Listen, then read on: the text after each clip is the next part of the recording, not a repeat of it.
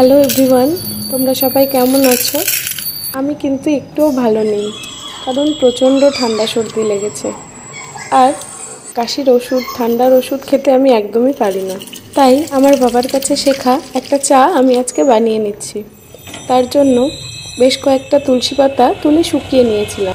সেই তুলসী পাতাগুলো নিয়ে নিয়েছিলাম, আর সঙ্গে লবঙ্গ, গোলমরিচ গুঁড়ো, আদা থেতো করে নিয়েছিলাম, আর মিছরি আর একটু সন্ধক লবণ দিয়ে 1 গ্লাস জলকে ভালো করে ফুটিয়ে হাফ গ্লাস জল করে নিয়েছি।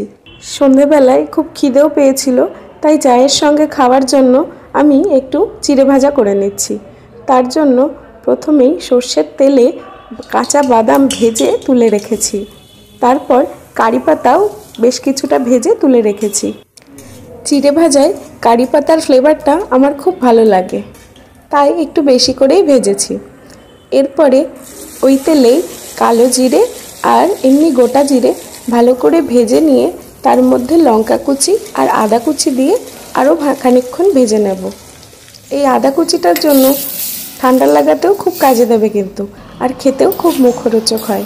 ভালো করে কড়া করে ভেজে নিয়ে এরপরে আমি এর মধ্যে 2 বাটি মতো চিড়ে দিয়ে দিয়েছি।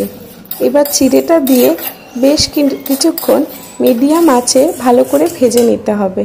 জোরে দিলে কিন্তু পুড়ে যাবে, তাই একদম হালকা আঁচে বেশ কিছু সময় নিয়ে ভাজতে হবে।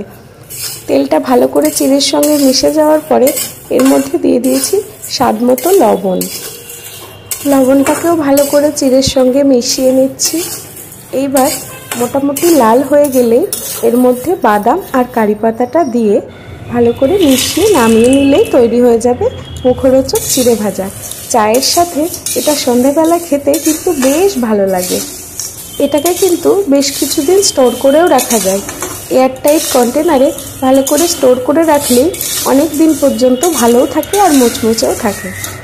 দেখো আমার ভাজাটাও হয়ে গেছে, আর এদিকে আমার 1 গ্লাস জল দিয়েছিলাম, ফুটতে ফুটতে দেখো হাফ গ্লাস হয়ে গেছে। এখন আমি এটা ছেঁকে নিচ্ছি। এই চাটা সত্যিই কিন্তু খুব কাজে দেয়।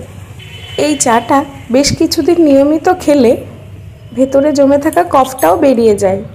জেনেও কুড়েমির কারণেই আমি এগুলো করছিলাম না। আসলে শরীরটা ভালো লাগছিল না, তো তাই আর এগুলো করতেও ইচ্ছা করছিল না।